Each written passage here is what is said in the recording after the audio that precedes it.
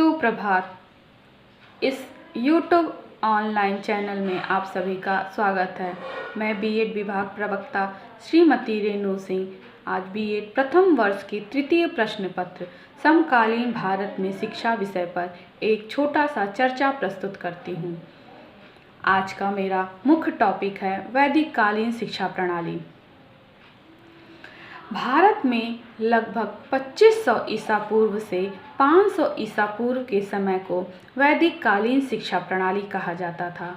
कहा जाता है कि इसी समय में हमारे वेदों की रचना हुई। भारतीय वेद सबसे प्राचीन ग्रंथों में से एक हैं। भारतीय वेद 4 हैं: ऋग्वेद, सामवेद, यजुर्वेद तथा अथर्ववेद।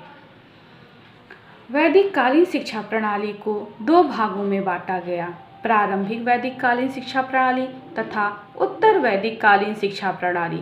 उत्तर वैदिक कालीन शिक्षा प्रणाली पर ब्राह्मणों का एक छत्र अधिकार हुआ, इसलिए इस युग को ब्राह्मणी शिक्षा प्रणाली भी कहा जाता है। कुछ इतिहासकारों का यह भी मानना है कि दोनों शिक्षा प्रणालियों को हिंदुओं द्वारा विकास किया गया, इसलिए कुछ विद्वान इसे हिंदू शिक्षा प्रणाली भी कहते थे। अब आइए हम जानते हैं अपने सबसे प्राचीन वेद ऋग्वेद के बारे में। ऋग्वेद हमारे चारों वेदों में सबसे प्राचीन ग्रंथ है। ऋग्वेद में मानव जीवन को 100 वर्षों की आयु को माना गया। इस 100 वर्ष की आयु को 4 भागों में बांटा गया कि किस तरह से हमें अपने मानव जीवन को निर्वाह करना है। इसके लिए जन्म से लेके 25 वर्ष की अवस्था को एक मानव को ब्रह्मचर्य नियमों का पालन करना होता था। 25 से लेके 50 वर्ष की अवस्था तक गृहस्थ आश्रम का पालन करना होता था तथा 50 से लेके 75 वर्ष की अवस्था में वानप्रस्थ जीवन यापन करना होता था तथा 75 से लेके 100 वर्ष अर्थात जब तक मृत्यु न प्राप्त हो जाए मानव को सन्यासी जीवन का पालन करना होता था। वेद में शिक्षा का लक्ष्य होता था मोक्ष की प्राप्ति। मानव के जीवन का 4 आधार था: धर्म, अर्थ, काम, मोक्ष। और मोक्ष के लिए ही वेद में शिक्षा के बारे में विस्तृत रूप से बताया गया है। और मोक्ष को हम ज्ञान के द्वारा ही प्राप्त कर सकते हैं। ज्ञान और विद्या की प्राप्ति करना ही शिक्षा का अर्थ होता था। शिक्षा को 2 भागों में बांटा गया: संकुचित शिक्षा तथा व्यापक शिक्षा। संकुचित शिक्षा वह शिक्षा होती है जो हम गुरुकुल में जाकर ग्रहण करते हैं, और व्यापक शिक्षा उसे कहते हैं जब हमारी शिक्षा गुरुकुल में समाप्त हो जाती है तो बालक का समावर्तन संस्कार किया जाता है। इस समावर्तन समारोह में बालक को अपने गुरु द्वारा कुछ उपदेश दिए जाते हैं और उस उपदेश का पालन करना ही शिष्य का कर्तव्य होता है। इसमें गुरु बताता है कि किस तरह से अपने जीवन में आलस्य को त्याग कर स्व शिक्षित होना है।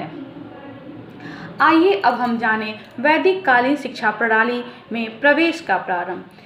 वैदिक कालीन शिक्षा प्रणाली संगठन को 2 भागों में बांटा गया: पहला प्रारंभिक शिक्षा प्रणाली तथा दूसरा उच्च शिक्षा प्रणाली। प्रारंभिक शिक्षा प्रणाली अर्थात प्राथमिक शिक्षा प्रणाली, इसमें बालक जब 5 वर्ष की आयु का हो जाता था तब उसका विद्या आरंभ संस्कार किया जाता था। इसके लिए घर के लोग अपने पुरोहित या गुरु को घर पर बुलाते थे और विद्या आरंभ संस्कार करवाते थे। इसके लिए अक्षत को यानी कि चावल को पीले रंग से रंग दिया जाता था और थाली में सजाकर या उसको अच्छे से बिछाकर उस पे बालक द्वारा गुरु के माध्यम से बालक द्वारा उंगलियों से उन अक्षर पर वर्णमालाओं को लिखवाने का अभ्यास किया जाता था। इस तरह से बालक का विद्या आरंभ संस्कार कराया जाता था और यहीं से प्राथमिक शिक्षा का प्रारंभ हो जाता था।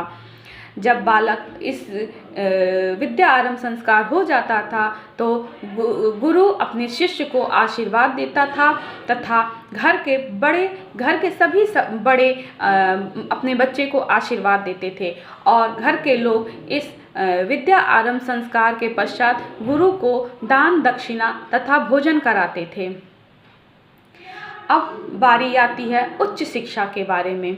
उच्च शिक्षा, अलग अलग जाति में उच्च शिक्षा के आयु वर्ष को अलग अलग निर्धारण किया गया। ब्राह्मण के बच्चों को 8 वर्ष, क्षत्रिय के बच्चों को 10 वर्ष तथा वैश्य के बच्चों को 12 वर्ष की आयु में उच्च शिक्षा में प्रवेश दिया जाता था। उच्च शिक्षा प्राप्त करने के लिए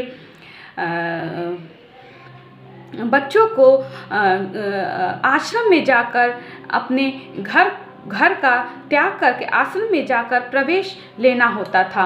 उसको अपने घर के सारी सुख सुविधाओं को त्याग करके और गुरु के साथ ही आश्रम में रहना होता था और गुरु की सारी बातें मानकर अपने शिक्षा को सुचारू रूप से संचालित करना होता था।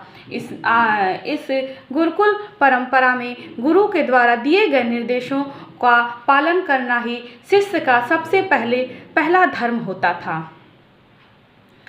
आज के लिए धन्यवाद। बस इतना ही। आप अपने घर में सुरक्षित रहें और अपने स्वास्थ्य का खूब ख्याल रखें। धन्यवाद।